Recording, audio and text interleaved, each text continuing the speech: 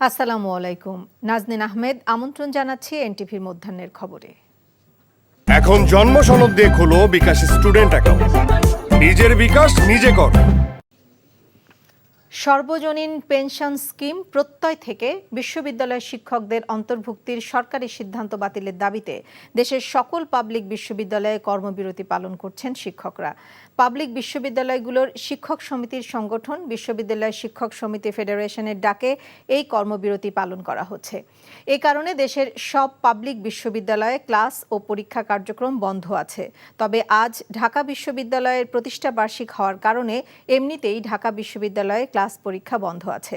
বিশ্ববিদ্যালয় শিক্ষকদের দাবি, তাদের জন্য বৈষম্যমূলক এই স্কিম বাতিল না করা পর্যন্ত তাদের এই কর্মবিরতি চলবে। এ বিষয়ে জানতে যাচ্ছি ঢাকা বিশ্ববিদ্যালয়ে। সেখানে আছেন সহকর্মী নূর হোসেন। নূর, ধর্মঘটে বিশ্ববিদ্যালয়ের কি পরিস্থিতি জানাবেন?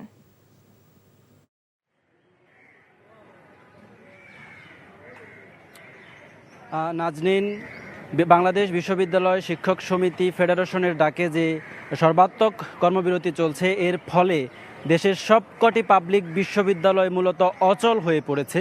আমি সকাল থেকে ঢাকা বিশ্ববিদ্যালয় এলাকায় অবস্থান করছি এবং এই কর্মবিরতির কারণে বিশ্ববিদ্যালয় এখন পর্যন্ত কোনো ধরনের ক্লাস হয়নি, কোনো পরীক্ষা হয়নি এবং কোনো ধরনের এর বাইরে যে প্রশাসনিক কর্মকাণ্ড আছে, অন্যান্য একাডেমিক কর্মকাণ্ড আছে, সেসব অনুষ্ঠিত হয়নি।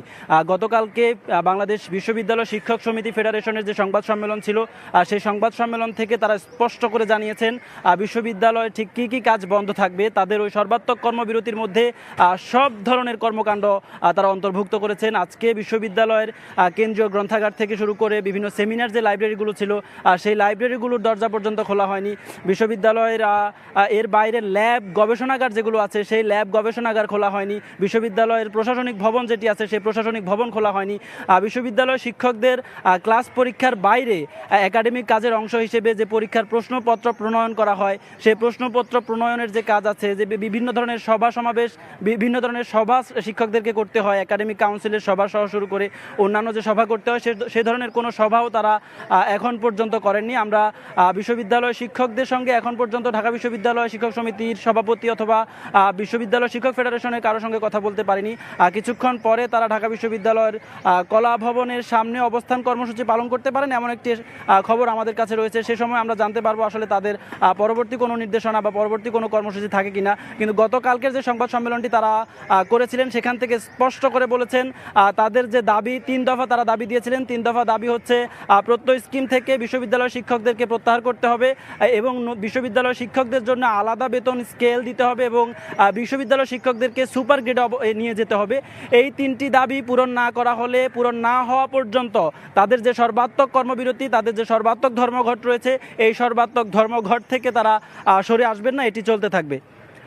নাজরিন, এই ছিল ঢাকা বিশ্ববিদ্যালয় থেকে আমার কাছে শিক্ষকদের কর্মবিরতির সবশেষ খবর। জানছিলাম বিশ্ববিদ্যালয় শিক্ষকদের ধর্মঘটের খবর। এখন জন্ম সনদ দিয়ে খোলো বিকাশ স্টুডেন্ট অ্যাকাউন্ট। নিজের বিকাশ নিজে কর। এই ছিল মধ্যাহ্নের খবরে। এই খবরের ভিডিও সহ আপডেট জানতে ভিজিট করুন এনটিভি অনলাইন www.ntvbt.com। এছাড়াও এনটিভির জনপ্রিয় সব অনুষ্ঠান ও খবরের আপডেট জানতে ভিজিট করুন আমাদের ইউটিউব ও ভেরিফাইড ফেসবুক পেজ। 2টায় দুপুরের খবর দেখার আমন্ত্রণ রইল। সবাইকে ধন্যবাদ।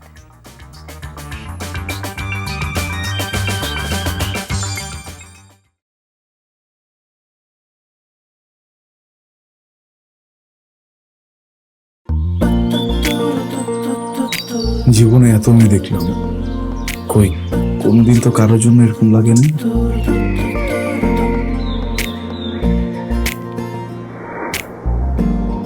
কে এটা? এত মায়া। কেমন আছেন আঙ্কেল? কোন দিক দিয়ে দেখে আমার আঙ্কেল মনে হয়? আরে আপনি আমার মামার ফ্রেন্ড না? কোন মামার ফ্রেন্ড? শামীম মামা। শামীম মামা। আস্তাগফিরুল্লাহ। কি করছিস তুই? না আমার ভাগ্নি মায়া। আমি নাই মামা। Thank you uncle. এই আগে জানলে আমি জীবনও স্বামীর সাথে মিশতাম না।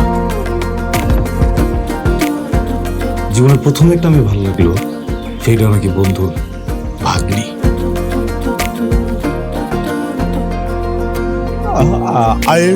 I love you. এভাবেই শুরু হোক আমাদের গল্পটা। আপনি আমার মামার বন্ধু মানে আপনি আমার মামা। মামা জানি কোথাকার। এই ফুলটা নিয়ে যাও। এভাবেই শুরু হোক আমাদের গল্পটা। বাবাজান, আমার বোন আপনার ভাগ্নি, এটাই বাস্তবতা। এই বাস্তবতা মানি না, তাহলে আমি ওর সাথে বন্ধুত্ব রাখবো না। কিরে তুই খারার উপরে পল্টি লই লাইতেছ? জুতা দেবো তোরে।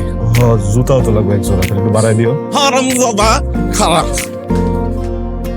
তুমি মন সারাটা সময় কাছাকাছি এলে ভালো লাগে, তাই শুধু কাছে টেনে যা। Thank you uncle.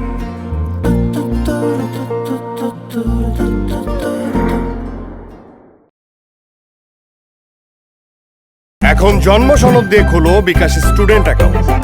নিজের বিকাশ নিজে কর।